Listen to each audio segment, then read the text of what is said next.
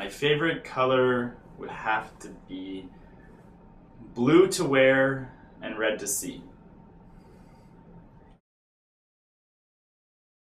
This is gonna sound really morbid, but my favorite book's this Japanese book called Battle Royale.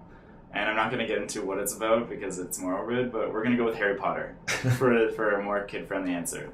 And I play Quidditch for my university team, so I love it. Tea. I'm a tea person. Tent. When I travel, I would actually say more couch surfing. I couch surf and I hostel because I like to meet new people. But I was traveling down the coast of California, and I made it a goal that I had to sleep in my car, the car that we rented to travel down, because I wanted to go all rugged. But I'm a big rugged person. Not big, but I'm rugged. I love all animals, but I really want a pet goat. Like, I'm gonna have a pet goat, and I'm gonna give him little boots so that he can walk around my house without wrecking the floors. I was the drama coach for Inside Theatre, and one of the participants that I coached went to Project Acorn and was raving about it, how amazing of an experience it was, and how that everyone should go. And then the next year, I got back from DC, and then I went.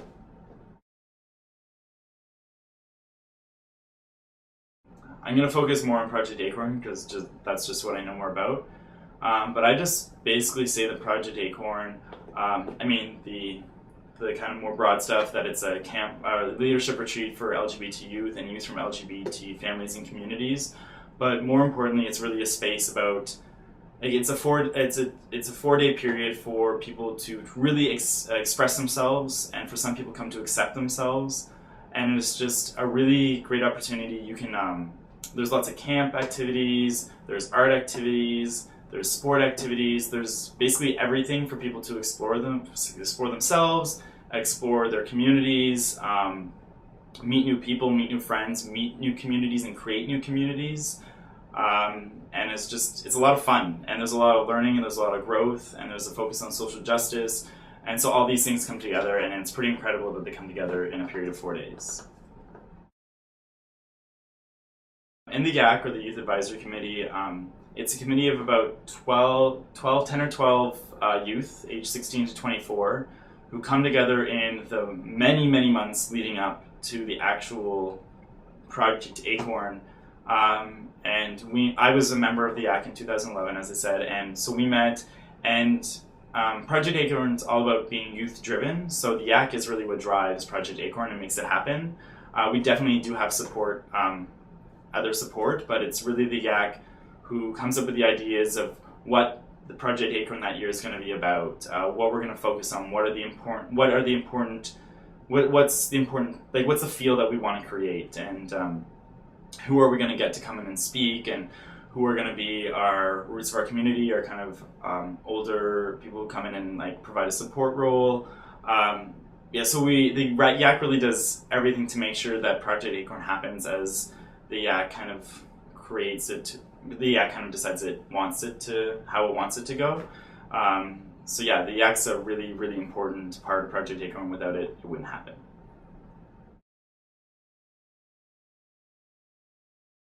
There's a lot of stuff that happens at Project Acorn. It's just a space where people are acting silly and just kind of, acting without really barriers or kind of like self-censorship in that way. We did a performance, like we do a lot of we did like our Glee performance, and that was a lot of fun. Funniest, oh my god. I don't know, I'm just usually, there was a game of Drake Dodgeball, and that was pretty awesome, and that was pretty fun. So there's a lot of stuff that goes on, I can't really narrow it down. I think my favorite memory is kind of what happens after Project Acorn. After the camp's over and there's a lot of tears and smiles and hugs at the end of the 4 days as people are getting on the bus to go home. Once you get home and you kind of like hit social media and you see people have made new friends, people have formed these new communities. I think a lot of people are upset at the end of the 4 days that they think that like because Project Acorn's over, that experience is over.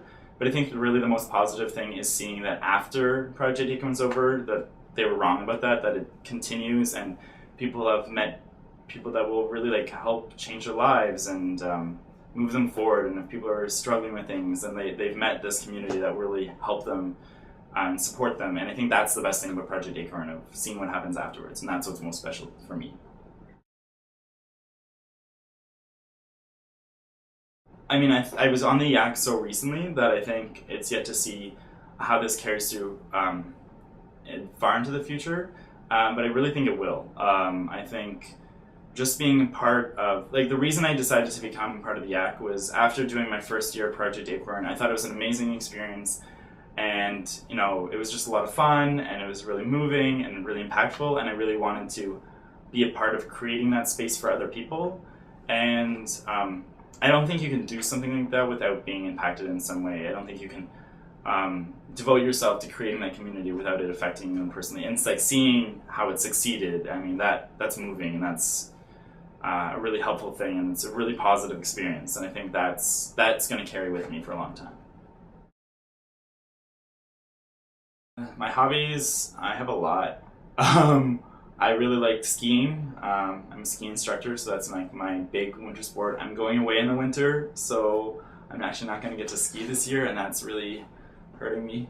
I'm also a big into adventure races. So like there's a thing called City Chase, so it's like an amazing race around the city. I'm big into that. And things like I play Quidditch, which is a Harry Potter sport, as I said.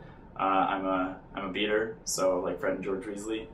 And other things, like keeping active, swimming, and improv. And I used to be really involved in improv theater. So those were my main hobbies. And then everyday things like reading and watching Survivor, if that's a hobby, and rock climbing and things like that. I love to be outdoors and active. Man, there's so many awesome people in the world, and I kind of try and just emulate different parts of them. Like I don't know, I like this question always gets asked, and I never know how to answer it, because I think I see what I like in people and then try and take that part of them. I think everybody has their awesome parts, and everybody has their imperfections, and that's cool too, and that makes them more perfect in a way. If somebody's doing something that sounds really awesome and it seems like something I want to do, I learn from them and I ask them questions about it, and then I see how I can take part. I think it is that wandering thing that I talked about was describing where me. I'm always trying to seek out opportunities and kind of explore new things, and I think that's really what drives me, is like what's around the corner, and what cool people can I meet. I'm really big into meeting new people and making new friends, which is why I couch surf when I travel. So I'm all about talking to new people, and if I have the opportunity to learn a different point of view or see new people or see new things, then that's kind of what drives me. I'm a big fan of music. I'm really bad at naming songs or naming bands though, but I think one of the songs that just, I don't know, when I'm in a good mood and I'm just like feeling fierce, I guess, a good song for me is Queen's Don't Stop Me Now or Can't Stop Me Now, whatever the song's called. And I just like to play that song really loudly, and when I feel like nothing can stop me, then that's my like pow.